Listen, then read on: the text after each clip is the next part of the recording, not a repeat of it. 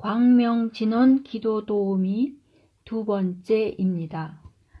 여러분 안녕하세요. 독일의 마마김입니다. 세월은 어찌나 빨리 가는지 첫 번째 광명진원 기도 도우미를 유튜브에 올린 지 어느덧 4년 반이란 시간이 지났습니다. 미숙한 영상이었음에도 불구하고 많으신 분들이 시청하시고 힘을 실어 주심에 진심으로 감사드립니다. 여러분은 지난 4, 5년간 어떻게 지내셨는지요? 기도를 해보실 기회는 있으셨나요? 코빅19로 고생은 하지 않으셨는지요? 우리는 행복과 즐거움이 늘 우리와 함께 하기를 바라지만 살다 보면 우리가 원하는 것처럼 꼭 그리 되는 것 같지는 않습니다. 나름 열심히 살고 있으니 설마 나에게 무슨 일이 있겠어?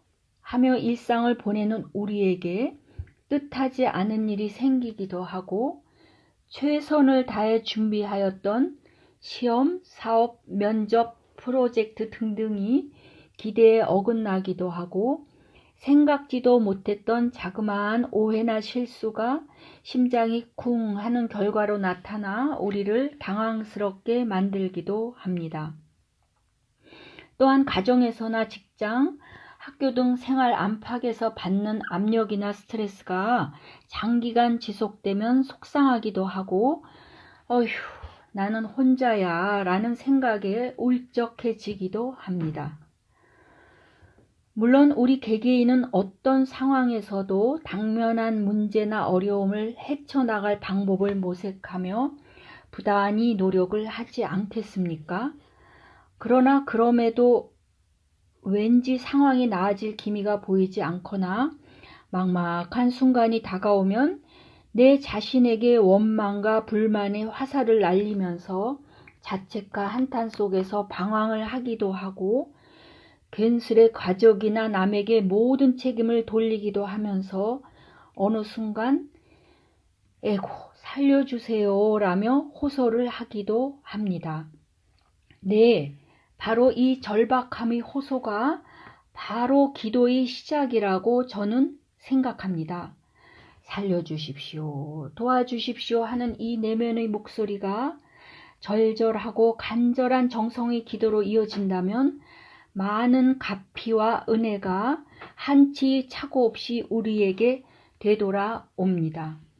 첫 번째 광명진원 도우미 영상에서 인용하였던 일타 큰 스님의 지극정성스러운 마음으로 간절하게 기도를 하면 참된 마음자리에서 무한한 힘이 솟아나온다 라고 하신 이 말씀을 기억하시는지요? 기도는 우리와 뚝 떨어진 별개의 특별한 존재가 아니고 막막하고 절박한 상황에 있는 우리 모두에게 똑같이 공평하게 오픈되어 있는 진리의 부메랑이라고 확신하여 마지 않습니다. 8년 전 광명진원 기도의 가피와 영험에 힘입어 의대에 입학하였던 아들은 약 2년 전 의사가 되어 현재는 내과 전문의 가정을 밟고 있습니다.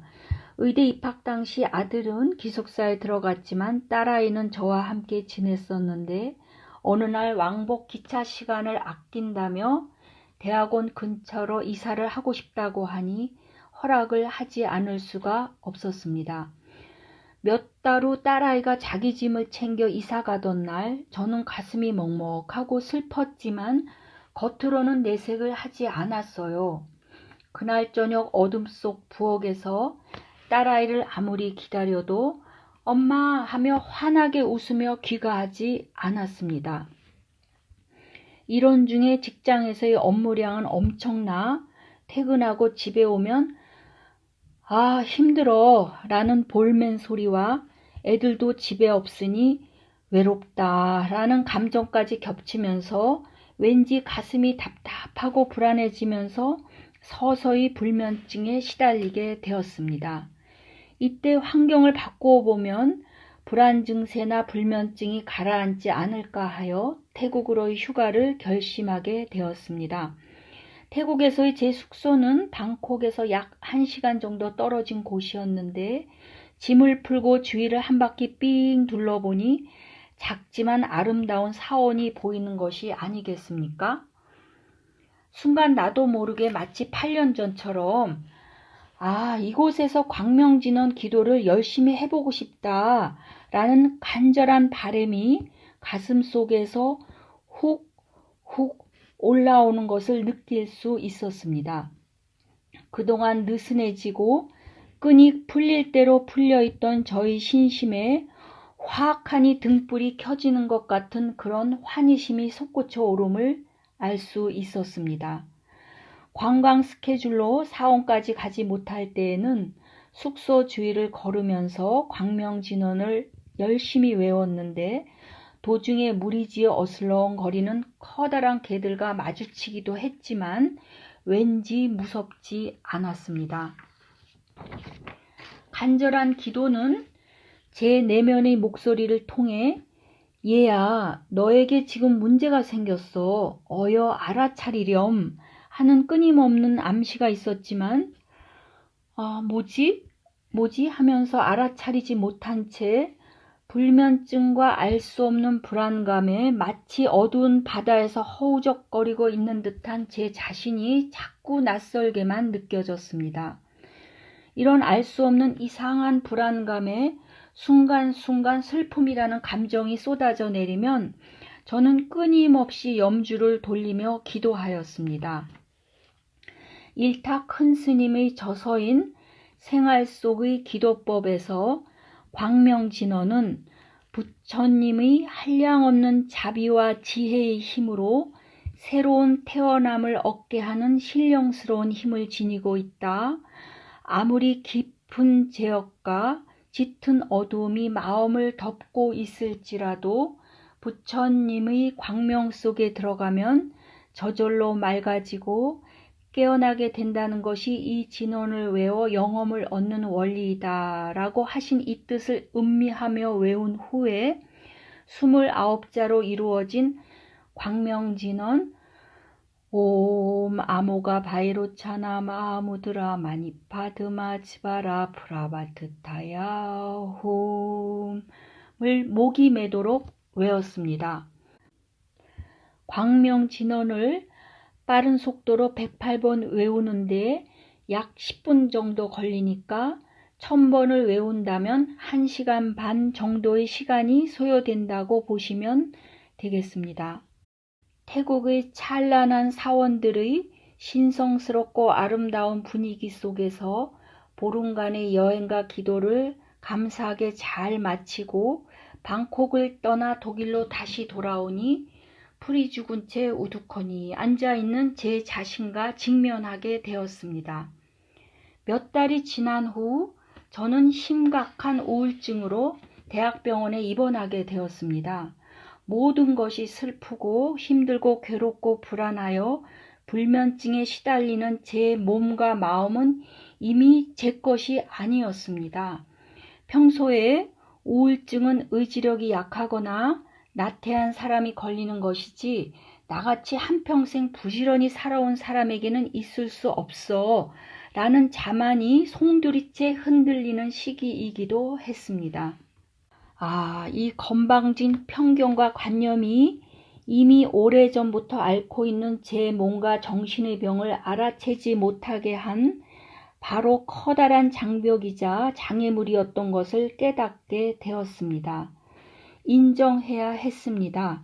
그리고 저는 정말 많이 울었어요. 그러자 내면에서 우러나오는 힘이 저에게 말했습니다. 이 우울증이라는 엄청난 고통에서 벗어날 수 있을 거라고요. 태국에서부터 이어진 제 간절한 기도의 든든한 힘이 저를 탁하니 바치고 있다는 확신이 들었습니다.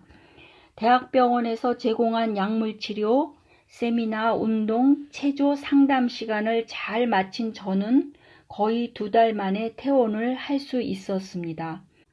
광명진원 기도의 은혜와 가피는 끝이 없어 빠른 회복 외에도 생각지도 못했던 직장이 신기하게 저절로 알아서 챙겨지고 주변의 자잘한 문제들도 용이하게 해결이 되고 코빅19로 한동안 방문하지 못했던 고국에도 다녀오게 되었습니다. 매사에 감사한 마음과 배려하는 자세로 언제 어디에서나 광명진원을 정성으로 외우고 있는 내가 하나의 등불이 되어지고 그 옆의 또 다른 등불이 켜지게 되면 우리의 세상은 점차 밝고 환한 광명으로 가득하여지리라 믿어 마지 않습니다.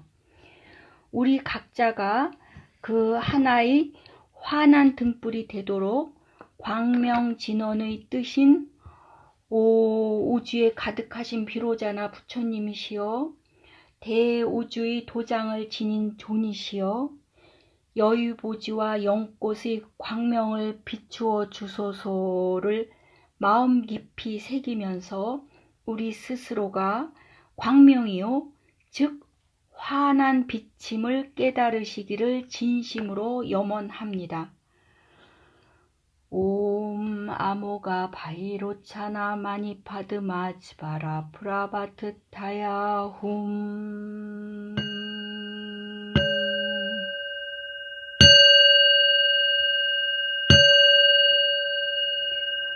감사합니다.